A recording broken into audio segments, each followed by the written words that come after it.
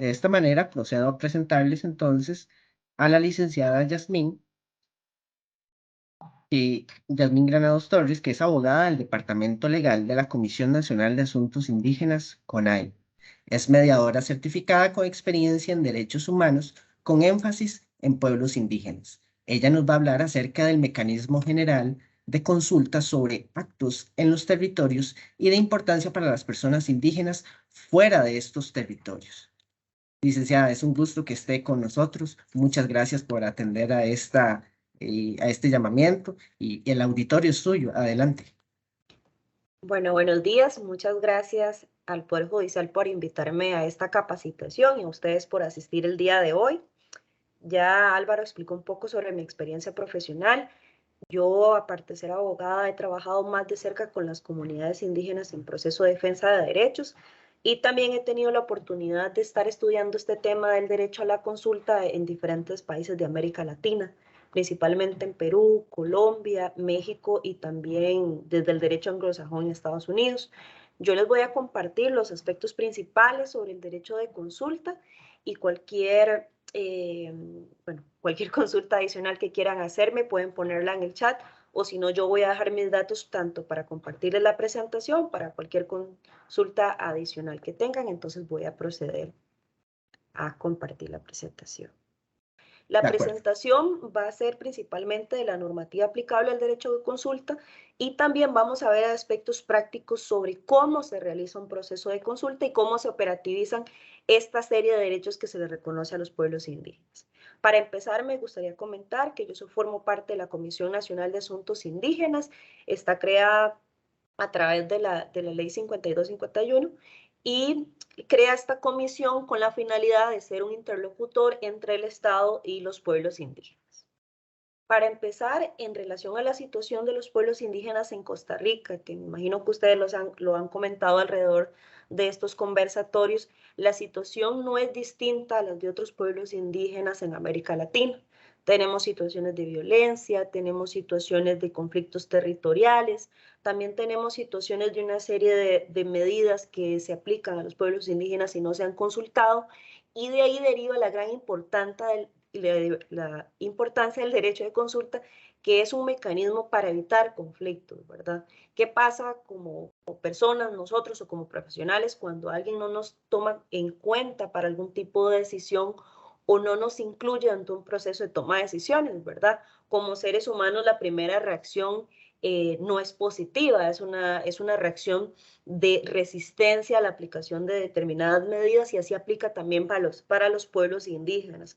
Principalmente en la zona sur de Costa Rica se han evidenciado conflictos violentos eh, que han inclusive llegado hasta la muerte de varias personas. Tratándose de pueblos indígenas, y este es un tema que van a tratar en otro conversatorio, tenemos un marco legal bastante extenso, pero principalmente se basa en la aplicación de convenios internacionales y también en el control de convencionalidad que realiza la Sala Constitucional. Costa Rica, al tener muy poca legislación interna en tema de derechos indígenas, una de las vías que ha utilizado los pueblos indígenas o la vía más recurrente es acudir a la Sala Constitucional de la Corte Suprema de Justicia para hacer valer tanto el artículo 1 de la Constitución Política sobre el respeto a la interculturalidad como de los convenios internacionales en derechos humanos. Esto es muy importante, el control de convencionalidad, porque es a partir de la jurisprudencia de la Sala Constitucional que a las instituciones públicas en Costa Rica se les empieza a llamar la atención sobre todas estas medidas que se empiezan a aplicar y que no llevan un proceso adecuado de consulta con los pueblos indígenas. Como les comenté, el desarrollo del derecho a la consulta previa nace principalmente de la Organización de las Naciones Unidas, principalmente del Convenio 169 de la Organización Internacional del Trabajo, el cual fue ratificado mediante la Ley 7316 de 1992. Es un convenio de bastante data que tiene aplicación en nuestro país de manera obligatoria. Algo interesante, si en esta sesión hay personas de la defensa pública, muchas veces me consultan que por qué un convenio de la Organización Internacional del Trabajo que tuviera relación con los pueblos indígenas. Si nosotros empezamos a revisar los antecedentes de este convenio y de los antecesores, de donde empiezan a trabajar el tema de pueblos indígenas, se basa principalmente porque en América Latina todavía persistían prácticas de esclavitud o trabajos forzados de los pueblos indígenas, y es la OIT que toma un rol relevante de llevar a la ONU todos los temas que tengan que ver con violaciones de derechos de los pueblos indígenas. Entonces, por ahí es que nace la creación de este convenio 169 como la principal base para la defensa de los derechos de los pueblos indígenas. Si ustedes ven, otro instrumento de mucha relevancia para los pueblos indígenas es la Declaración sobre los Derechos de los Pueblos Indígenas del 2008. Es un documento de reciente data, y también se le ha hecho una serie de cuestionamientos al decir algunos estados que, al ser una norma de derecho blando, como llamamos de soft law, no tiene aplicación directa en los estados. Sin embargo, recordemos que a través de los principios internacionales, si un país adopta un instrumento internacional dentro de su análisis de convencionalidad, tiene una aplicación obligatoria.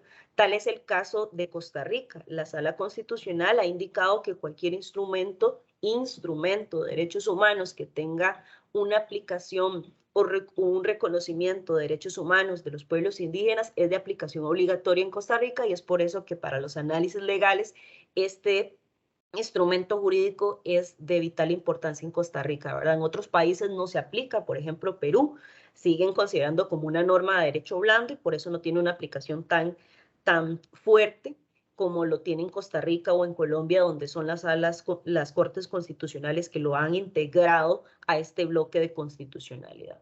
También tenemos algunos instrumentos que nos dan luces en relación al cumplimiento de normativa, como las recomendaciones de los organismos de vigilancia de los tratados, como el Comité de Derechos Humanos y el Comité contra la Discriminación Racial. También nosotros tenemos la Relatoría sobre los Derechos de los Pueblos Indígenas, donde la función del relator es realizar esa serie de revisiones a nivel estatal y generar recomendaciones. Uno de los más importantes en el tema de consulta previa para Costa Rica es el informe que realiza el ex relator James Anaya en el 2011 sobre la situación de los pueblos indígenas afectados por el proyecto hidroeléctrico El Diquís en Costa Rica. Aunque es un informe, aunque es una revisión de cumplimiento que se le hace al Estado, es muy importante porque este informe es el que da pie, vamos a verlo, al proceso de creación del mecanismo de consulta aplicable al Poder Ejecutivo. En este informe, James Anaya identifica que el proyecto hidroeléctrico El Diquís, que se iba a implementar en la zona sur de Costa Rica y que tenía afectación en diferentes territorios indígenas, no cumplía con el derecho a la consulta. Y este informe fue utilizado por la Sala Constitucional a la hora de hacer su análisis en relación a la viabilidad o no de este proyecto desarrollado por el Instituto Costarricense de Electricidad. También el derecho a la consulta previa tiene un desarrollo bastante amplio en el sistema interamericano de derechos humanos. Como ya les comenté, la Sala Constitucional, al hacer su control de convencionalidad de los instrumentos, realiza una revisión de la aplicación de la Convención Americana de Derechos Humanos realizada por la Corte Interamericana, y también toma de base algunos informes de la Comisión Interamericana. Es por eso que es importante estas sentencias en la aplicación del derecho a la consulta. Principalmente tenemos los informes de la Comisión Interamericana, que si bien no son de aplicación obligatoria, son informes, son recomendaciones o revisiones de cumplimiento de normativa por los países, dan una luz sobre el estado que tienen los países en relación al cumplimiento del derecho a la consulta. Ya en sí, en relación a las sentencias de la Corte Interamericana, hay 3 sentencias principales sobre el derecho a la consulta en América Latina, como son los casos Yatama versus Nicaragua del 2005, Saramaca versus Surinam del 2007 y Sarayaku versus Ecuador, perdón por el error ortográfico, del 2012. Estas sentencias o estos casos tienen gran relevancia porque es la primera vez que la Corte Interamericana se aboca a establecer que hay una violación del derecho de consulta por parte de estos estados en relación a estos pueblos indígenas. ¿Qué tienen de relevante esta sentencia? Principalmente la sentencia Saramaca versus Surinam del 2007 tuvo gran impacto en los estados o generó gran controversia porque algunos estados que consideraron que la Corte Interamericana se estaba extralimitando al establecer que si las medidas que aplicaban los estados no eran consultadas a los pueblos indígenas, esas medidas no se podían aplicar, que siempre se requería el consentimiento de las comunidades indígenas y que si no el Estado no podía tomar ningún tipo de accionar. Hubo mucha crítica por parte de algunos estados, de los que son más resistentes a la aplicación de los estándares de derechos humanos, al establecer que la Corte Interamericana les estaba dando a los pueblos indígenas una serie de reconocimientos como si fueran microestados dentro de un mismo estado, ¿verdad? Ese reconocimiento que no se le reconocía la autonomía, sino que más bien se estaba interpretando como si tuvieran un poder de decisión absoluto y los apartaba de un modelo estatal que tenían los países. Ante esto surge el segundo caso, que es Sarayaku versus Ecuador, que más bien tuvo una crítica por parte de los pueblos indígenas, donde vemos que la Corte Interamericana en su análisis comienza a ser un poquito más restrictiva en lo que había dicho en la sentencia del 2007. La Corte Interamericana no es que se retracta, sino que le da una serie de matices. Empieza a hablarnos que el consentimiento es para ciertos casos donde es totalmente necesario, si no la medida es ilegal. Y también nos empieza a decir que se tienen que llegar a acuerdos entre los estados y que tratándose de algún núcleo básico de derecho, vamos a hacer una revisión, el Estado podría no omitir, el Estado podría aplicar de igual manera la medida, aunque el pueblo indígena se oponga, siempre y cuando haga una justificación o una fundamentación jurídica de por qué toma su decisión. Entonces, es ahí donde los pueblos indígenas empiezan a identificar que la Corte Interamericana fue muy fuerte en Saramaca versus Surinam y en Sarayaku versus Ecuador le hace un matiz, ¿verdad? Hay que estar consciente que estos temas son políticamente complejos, ¿verdad? Entonces, eso se evidencia a veces en el desarrollo de la jurisprudencia de la Corte Interamericana.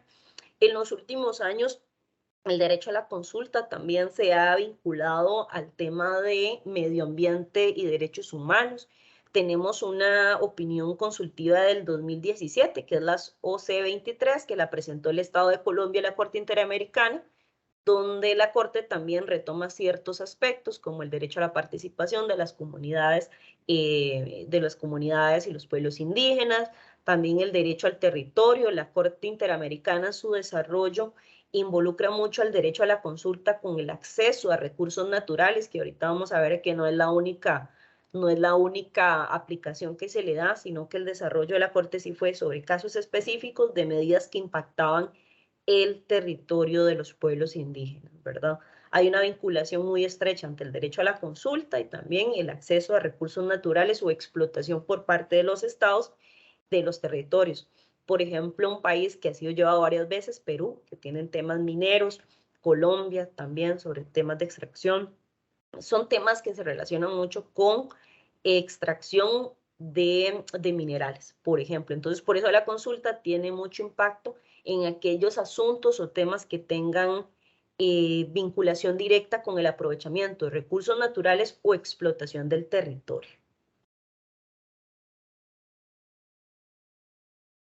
Para repasar un poco la legislación en relación al derecho a la consulta, como les comenté, el convenio 169 es ese tratado internacional base para la defensa de los derechos de los pueblos indígenas.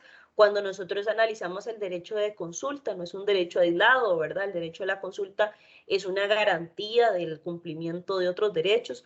Por ejemplo, a través de la consulta, se le reconoce a los pueblos el derecho a la propiedad, el derecho a la tierra, de decidir qué se va a hacer o no dentro de sus territorios.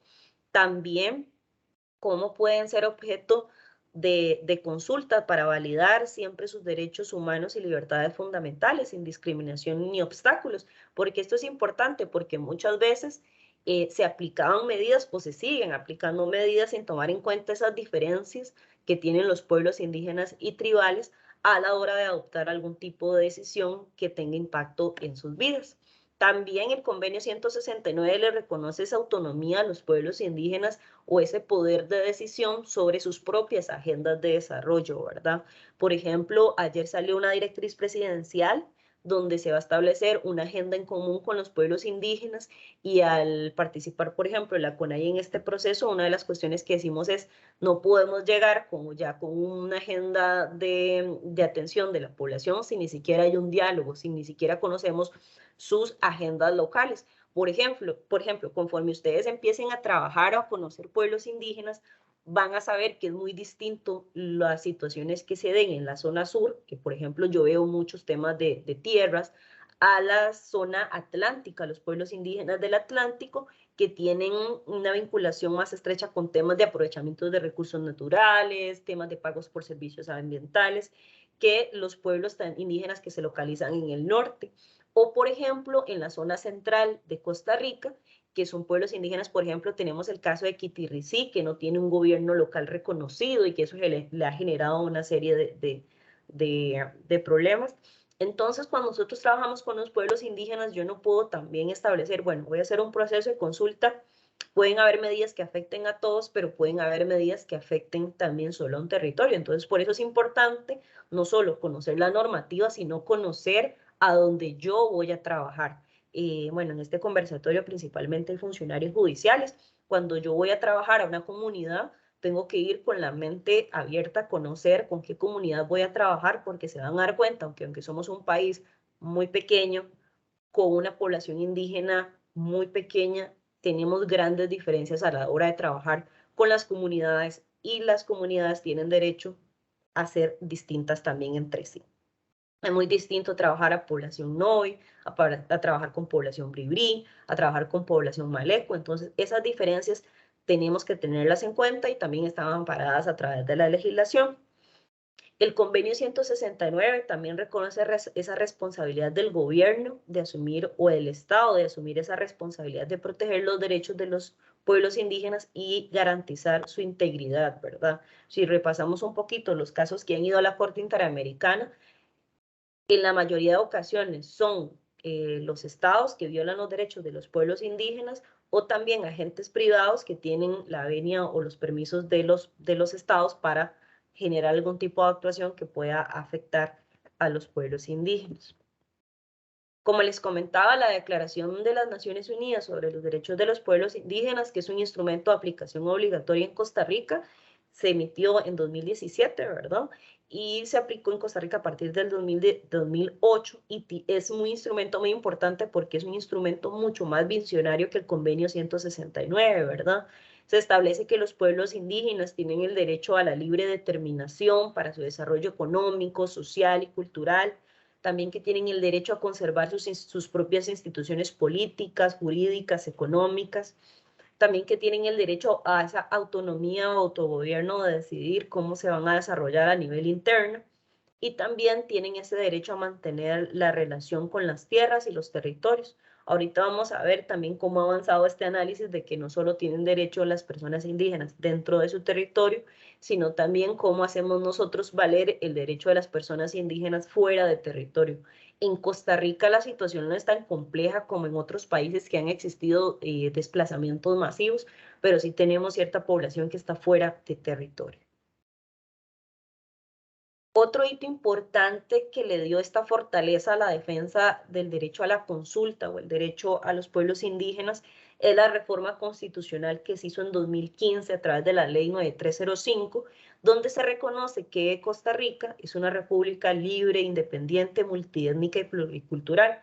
Aunque fue un cambio relativamente simbólico, esto también nos da una base para reconocer la diversidad cultural que tiene el país, y así aplicar una consulta o un derecho de consulta culturalmente condicionado y en respeto de los pueblos indígenas, ¿verdad? Como les comentaba, a nivel legal hay muy poca normativa. Nosotros tenemos una ley indígena, que es la ley 6172. Si ven la fecha de vigencia, está vigente desde 1977, aunque fue visionaria en su momento. Una de las observaciones que nosotros hacemos que es una ley que está bastante desfasada en relación al desarrollo de temas de derechos humanos, pero principalmente reconoce que los pueblos indígenas constituyen los grupos étnicos descendientes directos de las civilizaciones precolombinas y que conservan su propia identidad. Esto es muy importante, ¿por qué? Porque la ley indígena también establecía quién era indígena, ¿verdad? Y si nosotros revisamos un poquito el tema de derechos humanos, al menos en Costa Rica sí se ha trabajado más con el concepto de autoidentificación, ¿verdad? Porque esto es importante, lo vamos a ver en el desarrollo de la consulta. La consulta es para pueblos indígenas, para personas indígenas, pero si ustedes van a los territorios, muchas veces hay confusión de quién es una persona indígena, ¿verdad? ¿Por qué? Porque ese va a ser el sujeto de la consulta. Han existido diferentes conceptos. Por ejemplo, recuerdo que en Perú hubo un concepto que era para determinar quién era indígena. Se le preguntaba a la persona en los censos, que son muy importantes, si hablaba o no la lengua. Entonces, claro, en los procesos de aculturación, el primer elemento que la gente tiende a perder es su lengua.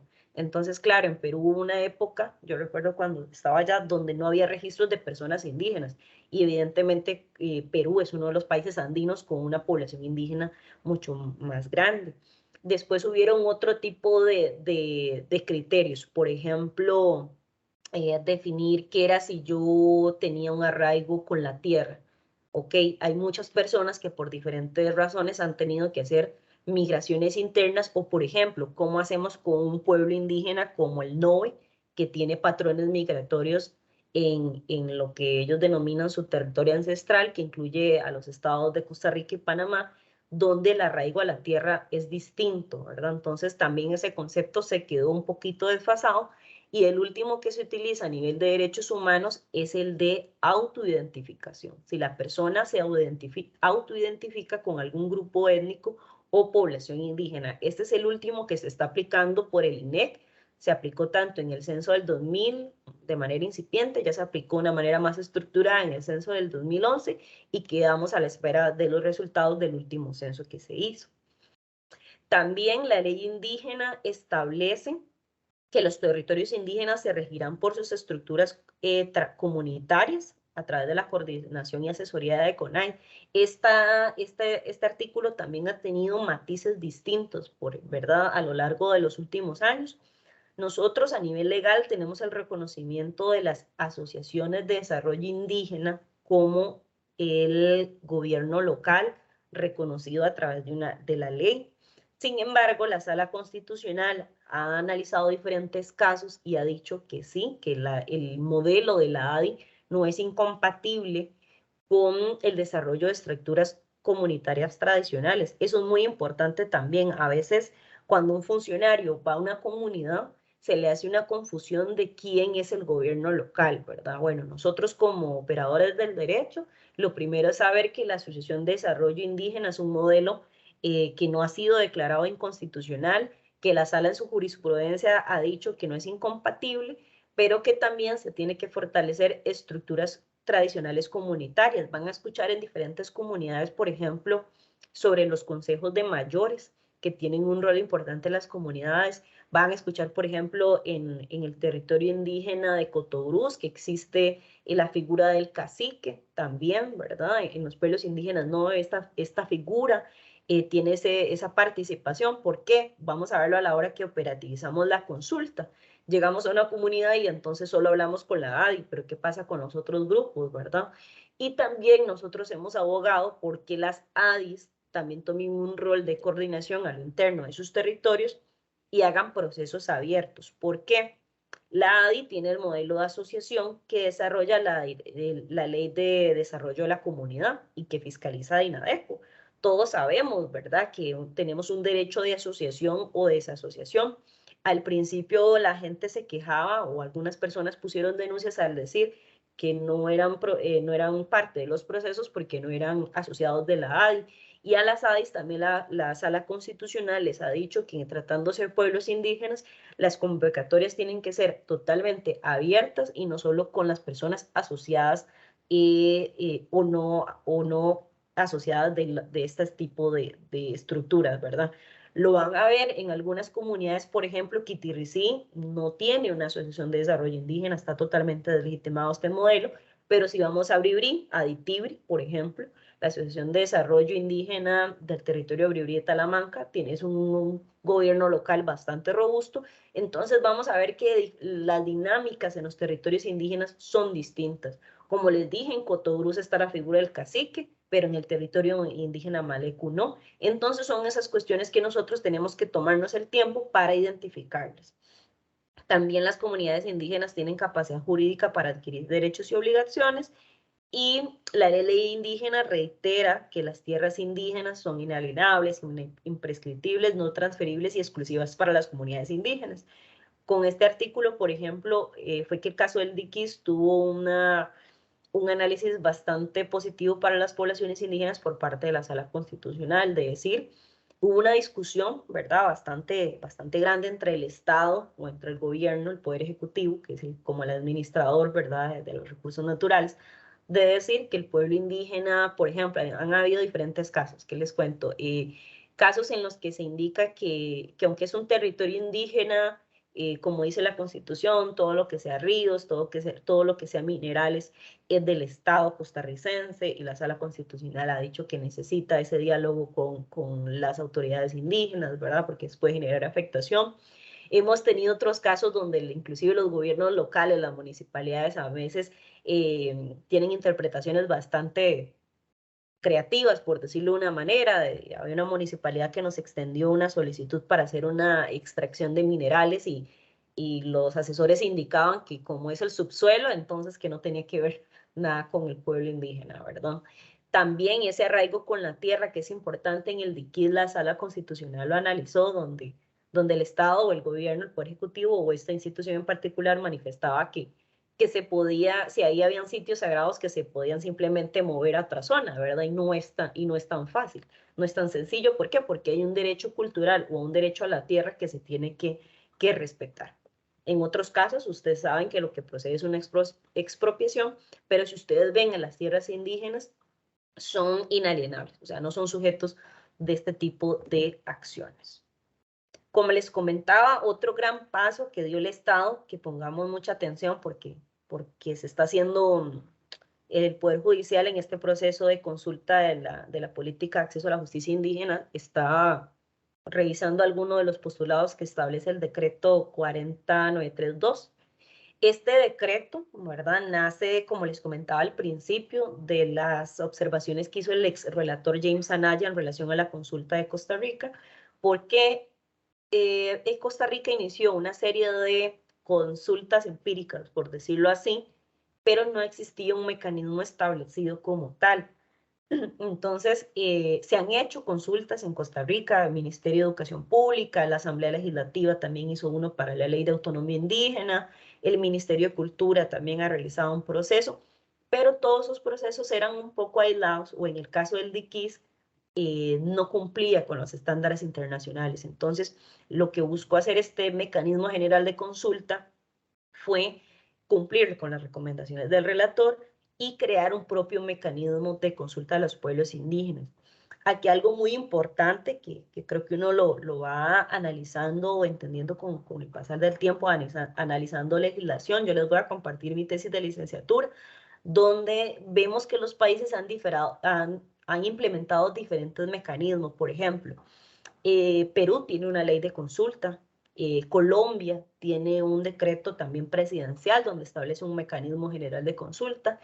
Y muy importante, a la hora de medir la efectividad, uno como abogado, yo creo, como abogado joven, tenía la perspectiva, o al menos yo cuando hice ese análisis, de decir, no, la ley tiene que ser de cumplimiento, no sé, un cumplimiento más fuerte, la ley tiene que darle una mayor garantía. Pero revisando los casos de Perú y Colombia, me di cuenta que en Colombia, aunque hay una directriz presidencial, la directriz era un poquito mejor adoptada por los pueblos indígenas porque se construyó con ellos, a diferencia de la ley en Perú, donde fue un poco más impositiva, ¿verdad? Eso es muy importante, porque a veces a mí me consultan y, bueno, ¿qué es mejor? O un decreto, o una directriz, o una ley. Claro, a nivel de análisis jurídico siempre vamos a apuntar a una ley, pero si existe algún mecanismo que pueda operativizar la consulta, también es válido, ¿verdad? Como se ha hecho en otros países.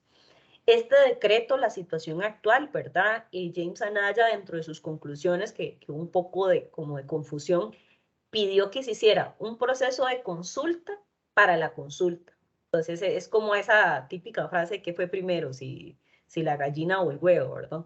Entonces había que hacer un proceso de consulta amparado al convenio 169 y a los estándares internacionales para crear un mecanismo, ¿verdad? Decirle a la gente, bueno, vamos, si hay que hacer consultas, ¿cómo hay que consultarles? Como todo en este tema de poblaciones indígenas, hubo detractores, por ejemplo, este mecanismo, aunque está oficializado, hubo dos territorios al que no se les aplica porque estuvieron totalmente oposición y no formaron parte del proceso, ¿verdad? Por ejemplo, Haití es un territorio indígena, Biribiri y Talamanca, no se le puede aplicar este decreto, que aparte este decreto es del Poder Ejecutivo, para que conozcan un poco qué decidió hacer el Estado costarricense o qué decidió hacer el Poder Ejecutivo.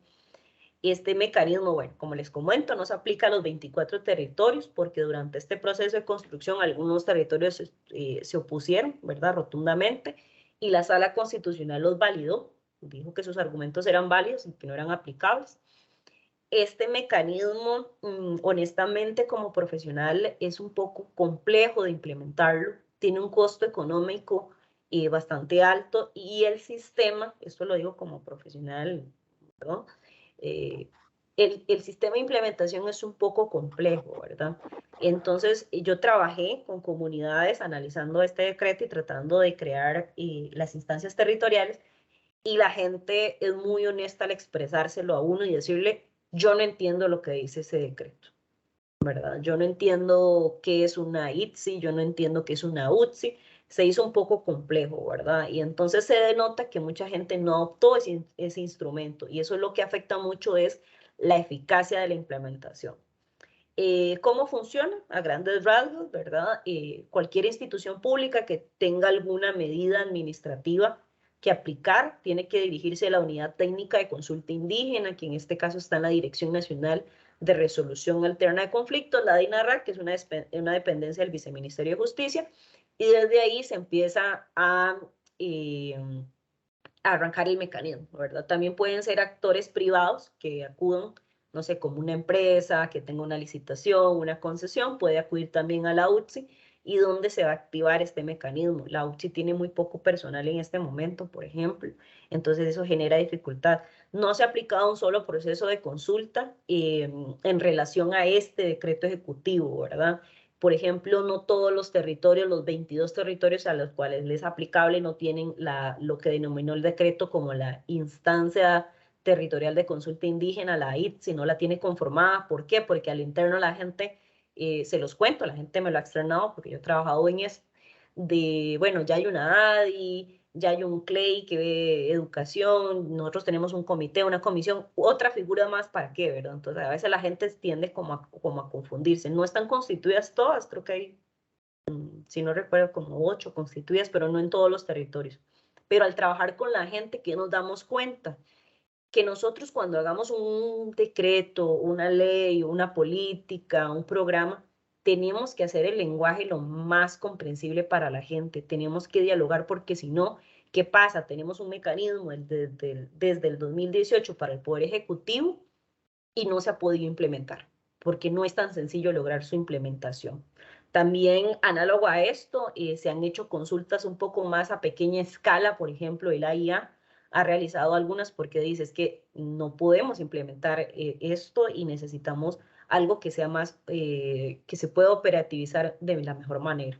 Pero este mecanismo existe, se basa en los estándares internacionales, ¿verdad? Tiene muy buenos postulados, pero a la hora de operativizarlo sí estamos notando que se está haciendo un poco complejo, ¿verdad? Desde el 2018 no se ha podido hacer una sola consulta a través de este mecanismo. Pero eso no le quita a las instituciones públicas, nosotros como CONADE lo hemos dicho muchas veces, no quita que usted tenga que ir a la comunidad a hacer procesos. Por ejemplo, nosotros recibimos muchas consultas del MEP, del Ministerio de Educación Pública, a la hora de construir escuelas, ¿verdad? O colegios, infraestructura educativa, donde nos dicen a nosotros, bueno, tengo que consultarlo o no. Y siempre hacemos la aseveración de que no tienen que aplicar el mecanismo porque, por ejemplo, un día estos iban a hacer una consulta, creo que era no sé, creo que era por el diseño de un aula. Entonces, imagínense activar todo este mecanismo para una medida que se puede a través de un proceso de participación con la comunidad y llegar a un acuerdo, que ahorita lo vamos a hacer un poquito de revisión. Como lo establece este mecanismo, ¿verdad? Siempre hay un deber de consulta que está establecido en el artículo 6, ¿verdad? De todos aquellos proyectos, programas o medidas que tengan impacto en la comunidad. Y también se basa en el contacto previo, ¿verdad? Este contacto siempre se hace a través de la junta directiva de una ADI como primer contacto, ¿verdad? En respeto a la ley indígena para iniciar ese proceso, pero la idea es que siempre se comience con la apertura del diálogo, ¿verdad? Yo siempre he sido partidaria, yo antes era muy metida en derecho a consulta, pero si hay un diálogo, una participación real, la consulta no es un problema, ¿verdad? Porque también el Estado se ha vuelto un poquillo perezoso en decir, bueno, todo va a ir a consulta. Y no, hay que tener un diálogo abierto. Yo lo he comentado con algunos despachos judiciales de zonas más alejadas, ¿verdad? Cuando vamos a implementar, por ejemplo, un programa de atención al usuario, hay buenos funcionarios que lo hacen, siempre se va a la comunidad o se le pregunta al usuario indígena qué se puede hacer mejor, cómo lo podemos atender mejor, ¿verdad? Esas son buenas prácticas de los funcionarios públicos, no solo del Poder Judicial, sino de otros poderes. En sí, en el Poder Judicial es muy importante que ya tenemos una ley reciente también, del 2018, de la ley 9593, que es la Ley de Acceso a la Justicia de los Pueblos Indígenas, donde el tema de consulta también toma relevancia. ¿Por qué? Porque ya hay un reconocimiento desde el ámbito judicial sobre el tema de consulta. Se los cuento, el mecanismo de consulta que existe es aplicable para el Poder Ejecutivo, ¿verdad? Pero ¿qué pasa con el Poder Legislativo y el Poder Judicial? Estos dos poderes no tienen más que los estándares internacionales para establecer un mecanismo de consulta. Nosotros lo hemos comentado en estos procesos, al menos ahorita con el Poder Legislativo, que tiene interés de crear su propio mecanismo, y también el Poder Judicial, que va a iniciar un proceso para la consulta de la política de acceso a la justicia, y no hay recetas mágicas, ¿verdad? Lo importante, no podemos utilizar el mecanismo, tal vez sus postulados básicos sí, pero el mecanismo del Poder Ejecutivo responde a cierta característica. En otros países el Poder Judicial ha creado su propio mecanismo y también los poderes legislativos han creado reformas a los reglamentos legislativos para incluir un proceso de consulta, que obviamente la base sigue siendo los estándares internacionales y jurisprudenciales, pero tienen ciertos matices, ciertas dinámicas que cambian, ¿verdad? Al menos en el legislativo es muy evidente para la consulta de proyectos cómo es el procedimiento legislativo, y también el Poder Judicial cómo son sus procedimientos internos, ¿verdad? Entonces eso es algo que tengo conocimiento que el Poder Judicial lo está valorando. En el Poder Judicial, ustedes saben que en los últimos años se han emitido una serie de circulares sobre temas de pueblos indígenas para fortalecimiento de la atención de los usuarios, que eso es muy importante, y se han establecido aspectos mínimos que tienen que ver una vinculación con la consulta. Si nosotros revisamos los postulados que ha desarrollado y también el Poder Judicial, se vinculan directamente con el derecho a la consulta. ¿Por qué? Porque se reconoce esos derechos diferenciados de la población indígena. Se ha reconocido el derecho al intérprete o a un traductor también que se necesitan los procesos de consulta, y se basa en el respeto a la diversidad cultural. Un poco ya entrando en sí de cómo se implementa el derecho a la consulta, esto es muy interesante porque el derecho a la consulta tiene una parte sustantiva que es la más fácil de manejar por los operadores jurídicos, pero también tiene una parte de implementación o una parte más de procedimiento que es un poco más interesante, a mi criterio es interesante, y es donde vemos un derecho o donde vemos la eficacia de un derecho, ¿verdad? Yo creo que uno puede recitar todas las normativas, pero ¿qué proceso es eficaz? ¿Qué proceso de consulta es eficaz? ¿Qué proceso de consulta de verdad cumple con los estándares y el respeto a las poblaciones indígenas? Y eso para mí es lo más importante que tiene este derecho, que es un derecho en doble vía, ¿verdad? ¿Cómo se ha definido la consulta? Como ese proceso de diálogo y negociación, ¿verdad? Que implica la buena fe de ambas partes para alcanzar un acuerdo mutuo. Eso es muy importante, ¿verdad? La buena fe como un principio no solo moral, sino como un principio jurídico, ¿verdad? También James Anaya, que fue uno de los principales ex-relator y promotor del derecho a la consulta, la define como esos procesos abiertos donde los indígenas pueden opinar, influir en la toma de decisiones y donde haya buena voluntad para buscar consensos. ¿Por qué se recalca la buena fe o la buena voluntad en los procesos de consulta? Muchas veces los estados tienen una necesidad de llevar a consulta algún tipo de proyecto, programa, política, etcétera. Entonces se mete a las personas en una situación de llevarlas caminando a su ritmo, ¿verdad? Y la gente tiene procesos, ¿verdad? Cosas tan importantes o tan necesarias como preguntarle a una comunidad cuando se hace la convocatoria. ¿Hacemos la convocatoria en la mañana o en la tarde? Cosas tan básicas. Nosotros cuando trabajamos para pueblos indígenas, igual somos trabajadores, ¿verdad? Los que son funcionarios públicos, tenemos que saber que hay ciertas dinámicas que van más allá de nuestro cumplimiento de horario, ¿verdad? Entonces, por ejemplo, yo he tenido experiencias consultando tal vez proyectos más pequeños en comunidades específicas o en barrios específicos, donde, claro, yo hago una convocatoria un lunes no sé, a las 10 de la mañana, no me va a llegar nadie. La gente trabaja, ¿verdad? La gente no es que está ahí haciendo nada. Entonces, por ejemplo, y hay gente, o sea, lo he visto en muchos casos donde los funcionarios o el Estado, eso hago referencia a casos que conozco de los tres poderes, bueno, no llegó nadie, levanto un acta y ya tengo validez de mi medida. Y no es así, ¿verdad? Hay que conocer esas dinámicas siempre de la comunidad. Algo que es muy recurrente, que el Estado ha pecado muchísimo en esto, es siempre llegar a la comunidad, no lo hagan, ¿verdad? Eso es terrible. Siempre se llega a la comunidad, tome, le voy a consultar la política pública o le voy a consultar esta ley. O sea, eso no es de buena fe, ¿verdad? Porque ya hay algo construido, pues, se basa en el diálogo y la negociación, ¿verdad? Uno puede tener insumos, claro, uno puede llegar a un insumo, a un proceso de consulta, pero no podemos llegar a las comunidades con algo ya hecho, porque no se vale, ¿verdad? Esos son procesos de co-construcción, ¿verdad? Y creo que el Poder Judicial lo ha entendido y lo está implementando en este proceso que está iniciando. También, como les dije, es un derecho en doble vía, es un deber y obligación del Estado que no se puede delegar su titularidad. Ha pasado en otros países, por ejemplo, en Perú, lo conocí, donde el Estado le hacía como una concesión a un privado o a una empresa de hacer un proceso de consulta.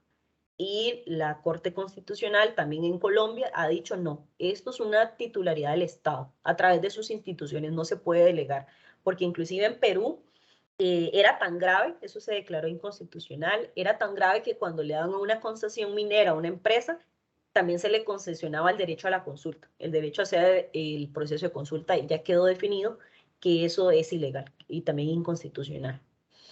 También la consulta es un derecho de los pueblos indígenas como garantía de otros derechos. ¿Por qué? Porque a veces sí siento que la gente se mezcla mucho o se fija mucho en el derecho a la consulta, pero bueno, hay que hacer la consulta y salgamos rápido. No, es que la medida que usted vaya a consultar puede impactar de gran manera a una comunidad, ¿verdad? Eso es muy importante. Entonces, con la consulta yo garantizo la defensa al derecho a la tierra, a la autonomía, a la salud, ¿verdad? Es muy importante, es una garantía. Una diferencia que se ha hecho también muy importante en el tema de la consulta, que la Corte Interamericana lo trató de dimensionar en Sarayaku versus Ecuador, fue cuál es la finalidad de la consulta. Entonces, la Corte Interamericana, y como se ha interpretado en los últimos años, que ha sido un poquito más restrictivo después de lo que se dijo en Saramaca, de que si la comunidad decía que no era no, se le ha dado de tratar de dar un matiz más conciliatorio. Por ejemplo, entonces dice que la consulta puede tener dos finalidades, ¿verdad? Yo hago un proceso de consulta para tener dos finalidades. Un fin puede ser alcanzar acuerdos entre las partes, ¿verdad? Para la aplicación de ciertas medidas. Pero ¿qué pasa si no hay un acuerdo? Para ciertos casos, y ahorita vamos a ver dónde no aplica, se ha dicho que se puede llegar a un acuerdo y si no se alcanza un consenso, la comunidad dijo que no, el gobierno o el Estado puede decir que va a seguir con la implementación de la medida, pero siempre realizando un proceso de fundamentación. Y en este proceso también los pueblos indígenas pueden denunciar su vulneración en las instancias judiciales que correspondan, ¿verdad? ¿Por qué? Porque muchas veces había un entrabamiento en la realización de algunos proyectos, programas o medidas, ¿verdad? Entonces se dijo, para ciertas medidas Ese es el matiz que le ha dado la Corte Interamericana y algunas cortes constitucionales. Bueno, el Estado puede seguir adelante bajo cierto cumplimiento de cosas, ¿verdad? Que no sea impositivo, que no haya violencia, que tenga una fundamentación de vida, que haya una ponderación de derechos también.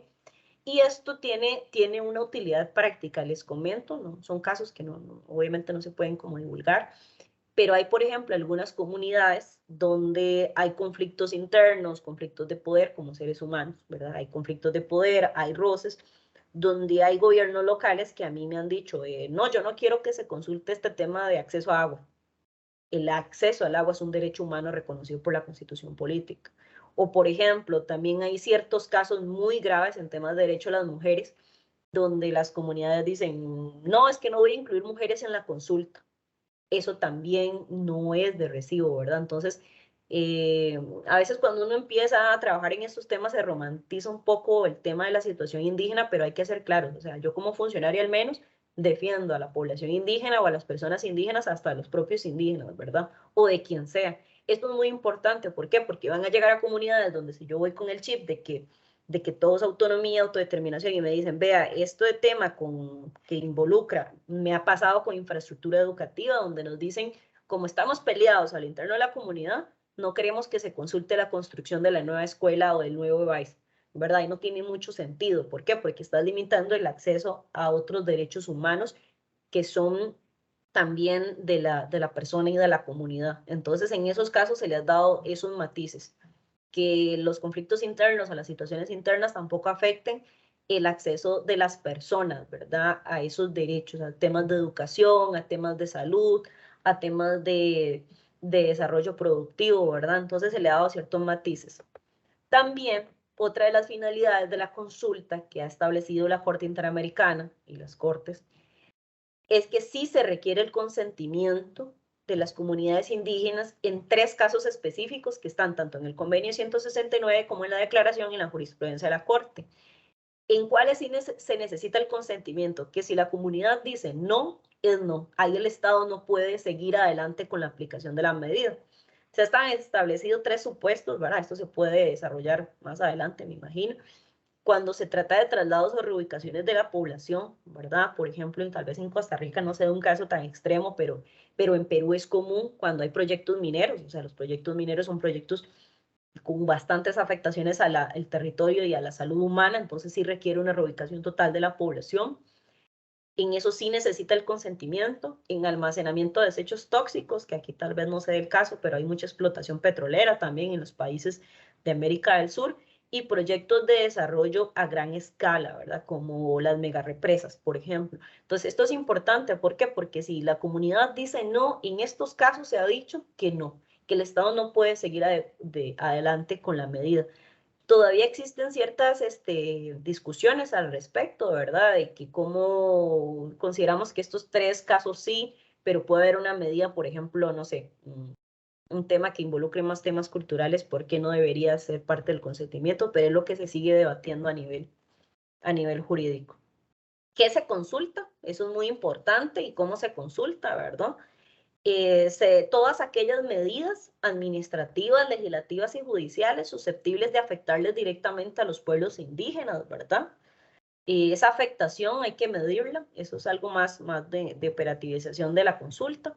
También todas aquellas políticas, planes, programas que tengan impacto en la comunidad indígena o en un sector en específico. ¿Cómo debe ser? La consulta es algo muy bonito también porque se basa mucho en principios, ¿verdad? El principio de la buena fe, también que la consulta sea libre, sea previa, sea informada, sea adecuada culturalmente, que sea flexible con sus autoridades representativas y que sea un diálogo permanente. De esto yo rescato mucho en cuál es lo que fallan más, por decirlo así, en los procesos de consulta, en la buena fe. A veces los proyectos no son consultados de buena fe, sino porque yo tengo un interés de que esto salga ya, de que esta política salga ya, de que este programa salga ya, y eso al final de cuentas todo se cae. También muchas veces pasó con el DIQUIS, donde se analizó mucho el tema de qué tan previo tiene que ser. Por ejemplo, en ese caso, si revisan la jurisprudencia, También había una concepción de que lo previo era cuando ya tuviera yo la decisión tomada, el proyecto listo, y después voy y lo consulto. Tampoco, ¿verdad? Siempre que va a iniciarse el proceso, tiene que ser, esa es lo previo. No puede ser que ya esté ya todo un proyecto, por ejemplo, el ICE lo tenía contemplado entre sus planes de desarrollo, hacer una represa ahí en el dique desde los 80s, una cosa así. Entonces, ¿qué tan previo va a ser ese proceso? Informada, y esto es muy importante, nosotros tenemos que hacer un esfuerzo, no un esfuerzo, sino nuestra responsabilidad de que la gente entienda, ¿verdad? Los que atendemos usuarios indígenas, tenemos que lograr que la persona comprenda la información que se le está dando, porque muchas veces, esto es de casos que he revisado, siempre es, llevo no sé cuántos ampos del proyecto, aquí está la política, y la gente no comprendió, porque una cosa es tener la información y otra cosa es tener la comprensión de la información, ¿verdad? Eso es muy importante. Adecuada culturalmente, esto es muy importante también, siempre hay que ser respetuosos. Por ejemplo, yo he tenido experiencias donde la comunidad me dice, no, tenemos una actividad cultural, no podemos hacer reuniones estos días, porque eso hay que respetarlo también. Yo no me puedo imponer y decirle, no, o sea, si van a celebrar algo, no sé, en Bribri. Si tienen que hacer tal cosa, no dejen eso porque esto es más importante y no. La gente tiene derecho a manifestarlo. También muchas comunidades, por ejemplo, cuando hacemos actividades con población NOE, siempre al principio ellos hacen su danza tradicional, ¿verdad? Donde es una especie de rito de iniciación de cualquier cosa, de cualquier actividad, y eso hay que respetarlo. ¿Cuál es el procedimiento? No hay fórmulas mágicas para hacer un procedimiento de consulta, pero sí se han desarrollado como pasos básicos a través de los estándares internacionales y también de la doctrina que se ha desarrollado, y muchos de revisión de casos. Esto es mucho de ver qué ha funcionado, qué no ha funcionado, a quién le ha funcionado, ¿verdad? Entonces, el procedimiento básico es siempre establecer la consulta de la consulta. Bueno, si vamos a consultar la política de acceso a la justicia, ¿cómo vamos a hacer nuestro proceso? ¿Cómo lo vamos a llevar a las comunidades? ¿Verdad? Eso es muy importante. Después, identificar la medida.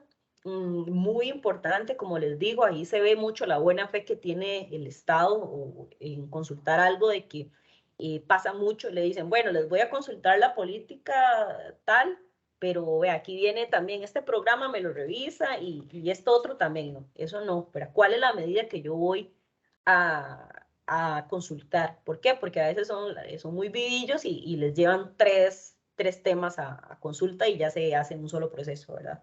Se tiene que siempre decir, bueno, tengo tres temas, podemos hacerlo dentro de un mismo proceso o hacemos un proceso individual. Siempre es mucho de negociación. ¿Quiénes van a ser consultados? Esto es muy importante, eso se ha resuelto mucho en los últimos años. A ver, a veces hay temas que se deben consultar, hay territorios muy grandes, hay territorios grandes como Bribri, como Cabecar, donde, por ejemplo, por ejemplo, Cabecar está en la zona atlántica, también está en el Pacífico, ¿verdad? Son territorios bastante amplios. Y hay gente que a veces nos consulta o instituciones que nos consultan, mira, tengo que construir una escuela en Grano de Oro. Entonces, ¿para qué voy a llevar la consulta a todo el territorio? Si es una medida que afecta directamente a esta comunidad. Entonces, eso hay que tomarlo en cuenta, porque a veces la gente piensa que es que tengo que ir a todo el territorio, y no es así. Si yo tengo una buena identificación de la medida, sé a qué comunidad consultarlo. Por ejemplo, si yo soy un despacho judicial en la zona norte y voy a implementar un tema de, no sé, de violencia contra las mujeres indígenas, en tal comunidad puedo ir a dialogar con esa comunidad, ¿verdad? Entonces hay que tenerlo en cuenta. ¿Quién consulta? Eso ya quedó claro, siempre es el Estado el que debe consultar. No se puede delegar, yo no puedo, eso es muy importante porque aquí los consultores tienen un rol, como es un tema tan técnico, ¿verdad? Y no hay tantos profesionales en estos temas, se utiliza mucho la figura de la consultoría, pero los consultores pueden dar un apoyo técnico, ¿verdad? Un apoyo jurídico, pero nunca delegarlo, ¿verdad? Nunca delegarlo. Ahorita hubo un caso, por ejemplo, en el Poder Ejecutivo donde se iba a delegar un proceso de consulta a un privado y eso no se pudo implementar. Y más bien genera un problema porque al final lo que han hecho es rescisiones contractuales y bueno, es todo un mundo, ¿verdad? No se puede delegar, se tiene que basar siempre en el diálogo y las negociaciones, ¿verdad? Es un proceso de negociación constante con la comunidad. se tienen que buscar logros y acuerdos comunes entre las partes, ¿verdad? Y algo muy importante que se ha dado en los últimos años es el tema del monitoreo y el seguimiento. A veces se toma un acuerdo y se perdió ahí, ¿verdad? Bueno, ya terminamos la consulta de la política de acceso a la justicia, sí, se publicó, se hizo el evento y todo, pero hay que darle monitoreo y seguimiento que se implementó, que es eficaz. A nivel jurídico, siempre se ha desarrollado más el tema sustantivo, pero no el tema de eficacia. Ahora hay que hablar de la eficacia de los derechos de los pueblos indígenas. No me sirve tener todas estas normativas si yo no le garantizo a la gente el acceso a los derechos, ¿verdad? Para ir cerrando de esta charla, algo con lo que lidiamos constantemente con los funcionarios públicos, que eso ya la sala constitucional, lamentable que llega a esos extremos, pero ya eso se quedó claro, ¿verdad? A veces hay funcionarios que nos dicen, ¿por qué yo tengo que hacer algo diferente por una persona indígena? ¿Qué tienen de diferente? ¿Por qué tienen de especiales? Y toda la historia, ¿verdad? Ya la Sala Constitucional ha dicho en reiterada jurisprudencia que los pueblos indígenas tienen derecho a que se les apliquen medidas positivas, acciones positivas. ¿Por qué? Y lo habla de esa adaptación del servicio público con pertinencia cultural, ¿verdad? De adaptar el Estado a la prestación de los servicios a los pueblos indígenas, no como una excepcionalidad, sino como un derecho, ¿verdad? Un derecho por todas las desigualdades estructurales que tiene la población indígena. Y en relación a la desigualdad, se los dejo muy claro, dentro de los 8 pueblos y los 24 territorios, dentro de ellos mismos hay desigualdades, discriminación desplazada entre los pueblos indígenas y lo van a vivir cuando trabajen con pueblos indígenas. Pero ya la Sala Constitucional nos dijo al Estado, señores, los pueblos indígenas por la historia de discriminación, por el tema estructural, tienen derecho a que nosotros adaptemos nuestros servicios públicos, nuestros procesos a la población. Que el Poder Judicial tiene su estructura, perfecto, el Poder Legislativo también, el Ejecutivo, pero tienen que hacer esas acciones positivas para que la gente acceda a los derechos. Y ya para concluir, ¿verdad? La consulta no tiene que generar conflicto. ¿Por qué se genera conflicto? Porque no hay confianza. Yo puedo hacer una superexposición, puedo hacer un super proceso de consulta, pero creo que con la experiencia que yo tengo, eso es un tema más humano, es un tema de decir, de ser transparentes, de ir a las comunidades a dialogar, de no ponerme en una posición de diálogo, ¿verdad? Si hay un diálogo transparente, inclusive la consulta ni se necesitaría, ¿verdad? ¿Por qué? Porque estoy en un diálogo constante y no se genera esas tensiones, no se genera esa falta de confianza entre la relación entre los pueblos indígenas y el Estado, ¿verdad? Es posible, hay buenos ejemplos. Es una medida de protección para las comunidades, ¿verdad? Las comunidades, principalmente la protección a su territorio y a su existencia como pueblo, ¿verdad? No solo estando dentro del territorio. Son un instrumento de participación muy importante, operativiza el derecho que es un poco cuadrado, este derecho lo operativiza. Y cuando yo hablo de reconocer autonomía, de adecuación cultural como derecho, ¿cómo lo hago, verdad? ¿Cómo conozco yo al pueblo Nove para saber cómo es su estructura tradicional? ¿Cómo conozco al pueblo libre? Eso es lo principal. También es una vía para generar confianza. ¿Qué es lo más importante de la consulta? La consulta nos garantiza que haya eficiencia y eficacia de las medidas de los 3 poderes. ¿Por qué? Porque si no hay confianza y no hay garantías, cualquier medida es ineficaz. Podemos tener la política más hermosa, el programa más mejor hecho, con indicadores, con esto, con aquello, pero si no tenemos confianza con la gente, no va a ser eficaz. Y a mi criterio como profesional, no solo es la existencia del derecho, sino que esos derechos sean eficaces y de acceso para las personas indígenas. Entonces, de mi parte, les agradezco la atención